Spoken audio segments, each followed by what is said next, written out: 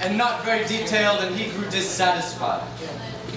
So soon enough he called for the royal cartographer and requested that a larger, more elaborate map be made. A magnificent map that would capture the expanse and complexity of the landscape, a map of the kingdom that would chart every tree, every leaf, and every seed. And the royal cartographer gathered together her assistants with their compasses, rules, squares, and sextants, and with the sun shining above, and the hills stretched out before them, they marched out into the countryside. And she surveyed the expanse of the kingdom, plotting every placement, positioning every bridge and every building. And the map makers made their notes with exacting detail, and so the map grew larger and larger until it began to cover the hills and valleys, the mountains and meadows, from the snowy peaks to the dewy petals.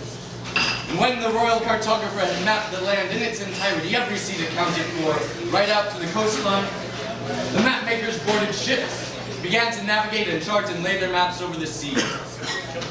But when that was done, they could not stop. As the surface of the world lay beneath the paper, they turned their gaze upward, began to map the clouds, and then the moon. And they counted up every star, and they papered the dome of sky until at last there was only one more thing to map.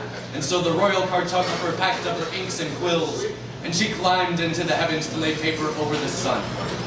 But as might be expected, that solar map caught fire, which, once in flames, began to spread, and it spread to the maps of the moon and the clouds and the stars, spread across the maps of the seas and rivers, up the mountains, down the valleys, until the entire map of the kingdom was in flames, every tree, every leaf, and every seed.